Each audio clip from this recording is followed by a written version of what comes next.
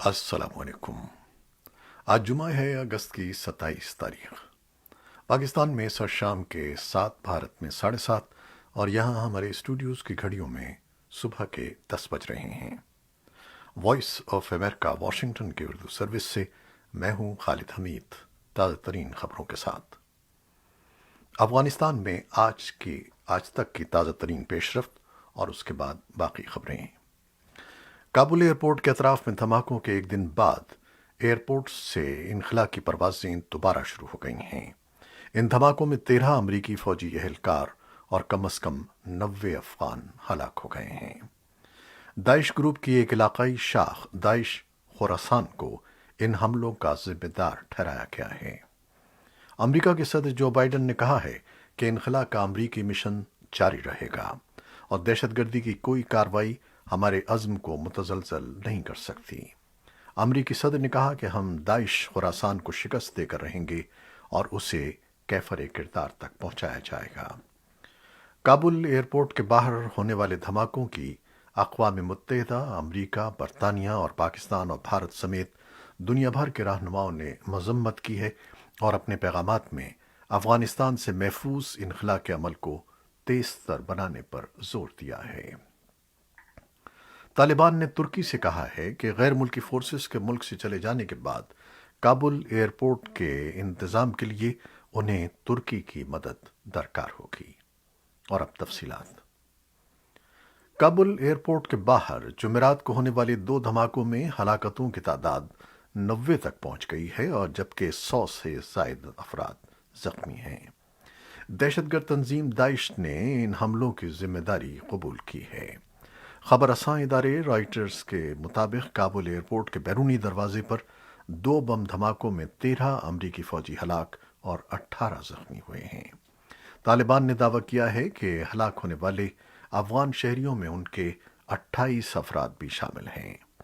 दूसरी जानिब काबुल के हामिद करजई इंटरनेशनल एयरपोर्ट पर मजीद हमलों के खदशात का भी इजहार किया जा रहा है, जिसके पेश नज़र ऑस्ट्रेलिया और न्यूजीलैंड ने इनखला का अमल रोक दिया है।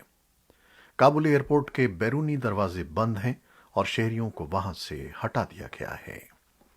अमेरिका के सदर जो बाइडन ने कहा है कि इनखला का अमरीकी मिशन जारी रहेगा और दहशतगर्दी की कोई कार्रवाई हमारे अज़्म को मुतज़लज़ल नहीं कर सकती। अमरीकी सदर ने कहा कि हम दाइश खुरासान को शिकस्त देकर रहेंगे और उसे कैफर किरदार तक पहुंचाया जाएगा। व्हाइट हाउस से टेलीविज़न पर खिताब करते हुए सदर ने कहा कि अगर सरजमीन पर मौजूद मिलिट्री कमांडरों ने मज़ीद फ़ौज भेजने की सिफारिश की तो हम यकीनी तौर पर उसकी इजाज़त देंगे। सदर बाइडन ने काबुल एयरपोर्ट पर धमाके में अमरीकी फ़ौजियों की हलाकत पर ताज़ियत के लिए 1 मिनट की खामोशी इख्तियार की और आज़ादी, अमरीकी उसूलों की सरबलंदी और मुल्क के लिए जान का नजराना पेश करने पर अमरीकी फ़ौजियों को खिराज अक़ीदत पेश किया। सदर बाइडन ने कहा कि वो अमरीकी शहरियों और इत्तेहादियों के इनखला के फैसले पर कायम हैं और उसे 31 अगस्त तक मुकम्मल करने की कोशिशें जारी रखी जाएंगी। सदर बाइडन ने तालिबान के बारे में कहा कि वो काबिल एतमाद नहीं रहे, लेकिन अब ये बात उनके मफाद में है कि वो अपने अल्फाज की हुर्मत का अमली मुजाहरा करें, जबकि अमरीका अपने मिशन की तकमील कर रहा है। सदर बाइडन ने कहा कि मैंने अमरीकी कमांडरों को हुक्म दिया है कि वो दाइश खुरासान की तनसीबात, असासों और क़यादत को निशाना बनाने के लिए ऑपरेशनल मंसूबे तैयार करें। उनका कहना था कि हम अपने इंतखाब की जगहों पर अपने वक्त के तयन के साथ भरपूर क़ुव्वत से जवाब देंगे। जो बाइडन ने कहा कि ये बात तालिबान के मफाद में होगी कि वो दाइश खुरासान के खिलाफ कार्रवाई में साथ दें, जो दरअसल उनका भी दुश्मन है। उन्होंने कहा कि दहशतगर्द जीत नहीं पाएंगे और मजीद कहा कि हम अमरीका के खिलाफ इस दहशतगर्दी की कार्रवाई को नहीं भूलेंगे, न ही उसे माफ़ करेंगे, उन्हें कैफर किरदार तक पहुंचा कर रहेंगे। काबुल एयरपोर्ट के बाहर होने वाले धमाकों की अक़वाम मुत्तहिदा, अमरीका, बरतानिया और पाकिस्तान समेत दुनिया भर के रहनुमाओं ने मज़म्मत की है। अपने पैगामात में अफ़गानिस्तान से महफूज इनखला के अमल को तेज़ तर बनाने पर जोर दिया है। पाकिस्तान के दफ्तर ख़ारजा ने एक बयान में कहा है कि पाकिस्तान इस हमले की भरपूर मज़म्मत करता है। دفتر خارجہ نے کہا کہ پاکستان ہر قسم کی دہشت گردی کے خلاف ہے اور ہلاک ہونے والوں کے خاندانوں کو ہمدردی اور تعزیت کا پیغام دیتا ہے۔ اقوام متحدہ کے ترجمان نے ایک پیغام میں کہا کہ ادارے کے secretary general Antonio Guterres Kabul کی صورتحال پر گہری نظر رکھے ہوئے ہیں۔ ترجمان نے کہا کہ سیکریٹری جنرل نے دہشت گرد حملے کی مذمت کرتے ہوئے ہلاک ہونے والوں کے خاندانوں کو تعزیت کا پیغام دیا ہے اور زخمیوں کی جلد صحت یابی کے لیے اپنی نیک خواہشات کا اظہار کیا ہے۔ برطانیہ کے وزیر اعظم بورس جانسن نے ایک بیان میں کہا ہے کہ وہ بربریت سے بھرے اس دہشت گرد حملے کی مذمت کرتے ہیں جس میں افغان شہریوں سمیت امریکی فوج کے اہلکار بھی ہلاک ہوئے ہیں۔ انہوں نے کہا کہ اگرچہ دہشت گرد حملہ ایک رکاوٹ ضرور ہے لیکن انخلا کا عمل جاری رہے گا۔ امریکی سینٹ کی خارجہ تعلقات کی کمیٹی کے چیئرمین باب مینڈس نے اپنے پیغام میں کہا کہ وہ کابل میں ہونے والے دھماکے کی مذمت کرتے ہیں جس کا نشانہ افغانستان سے انخلا کے منتظر امریکی شہری اہلکار اور خطرے میں گھرے افغان شہری تھے۔ امریکی سینٹ کی انٹیلیجنس کی کمیٹی کے سربراہ سینیٹر مارک آر وارنر نے اپنے بیان میں کہا کہ وہ حالات کو قریب سے دیکھ رہے ہیں اور اس سلسلے میں انٹیلیجنس اور انتظامیہ کے حکام سے مسلسل رابطے میں ہیں۔ افغانستان میں قومی مفاہمت کمیٹی کے چیئرمین عبداللہ نے ٹویٹر پر ایک پیغام میں کہا کہ وہ اس حملے کی سخت مذمت کرتے ہیں۔ انہوں نے کہا کہ ہلاک ہونے والوں اور ان کے خاندانوں کے لیے اپنے ٹویٹ میں ہم دعا کرتے ہیں کہ وہ ان کے دعاؤں اور خیالات میں شامل ہیں۔ گروپ کے ترجمان ذبیح اللہ مجاہد کا کہنا تھا کہ حملہ اس علاقے میں ہوا جس کی سیکیورٹی کی ذمہ داری امریکی افواج کے پاس ہے۔ امریکی سینٹرل کمانڈ کے کمانڈر جنرل کینتھ میکنزی نے صحافیوں کو بتایا کہ امریکیوں کے انخلا کے لیے ہم نے اپنا مشن جاری رکھا ہوا ہے اور داعش کی کوئی دہشت گردی اس کام کی انجام دہی میں کسی طور پر آڑے نہیں آ سکتی۔ پاکستان نے امریکہ کی افغانستان سے انخلا میں مدد کے لیے درخواست قبول کرتے ہوئے امریکی شہریوں، اس کے اتحادی ممالک اور بعض افغان شہریوں کو ٹرانزٹ سہولیات فراہم کرنے پر آمادگی ظاہر کی ہے، جس کے بعد وہاں سے نکلنے والے لوگوں کے لیے پاکستان کے مختلف شہروں میں مختصر قیام کے لیے ضروری انتظامات کر دیے گئے ہیں۔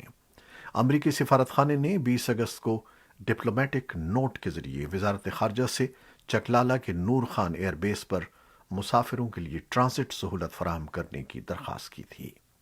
پاکستانی حکام کی جانب سے آمادگی کے اظہار کے بعد امریکہ کی جانب سے آگاہ کیا گیا ہے کہ امریکی فوج کے طیارے 31 اگست تک تقریباً 3000 افراد کو پاکستان پہنچائیں گے، جن میں زیادہ تر افغان شہری ہیں اور انہیں 21 روز عارضی قیام کی اجازت ہوگی۔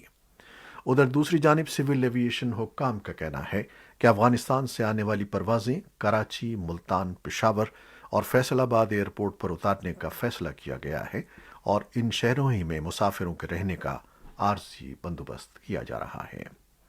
پاکستان میں فوجی ترجمان نے کہا ہے کہ پاکستان افغانستان سے غیر ملکیوں کے انخلا کے لیے دوسرا بڑا مقام ہے۔ انہوں نے کہا کہ اب تک افغانستان سے 113 فوجی اور تجارتی پروازیں پاکستان پہنچ چکی ہیں۔ 14 اگست سے اب تک 5500 غیر ملکی شہریوں کو نکالا جا چکا ہے۔ انہوں نے کہا کہ تمام قانونی سرحدیں، گزرگاہیں کھلی رکھی گئی ہیں اور سرحد پر صورتحال بالکل نارمل ہے اور اب تک کوئی منفی واقعہ نہیں ہوا ہے۔ پاکستان نے پاک افغان سرحد کی حفاظت اور سیکیورٹی کو یقینی بنانے کے لیے ضروری اقدامات کرنا شروع کر دیے ہیں۔ پاکستان کے قومی سلامتی کے مشیر معید یوسف نے کہا ہے کہ دنیا کی تیزی سے بدلتی ہوئی صورتحال میں امریکہ اور پاکستان کے مفاد میں ہے کہ وہ ماضی میں باہمی تعلقات میں درپیش مسائل کو نظر انداز کر کے ایک دوسرے کے ساتھ مل کر کام کریں۔ پاکستان کے قومی سلامتی کے مشیر نے امریکہ کے روزنامے واشنگٹن پوسٹ سے انٹرویو میں کہا کہ افغانستان میں مل کر کام کرنے میں ہی ان کے بقول پاکستان اور امریکہ کا مفاد ہے، لیکن اس کے لیے یہ ضروری ہے کہ اسلام آباد اور واشنگٹن اپنے تعلقات کو قائم کریں۔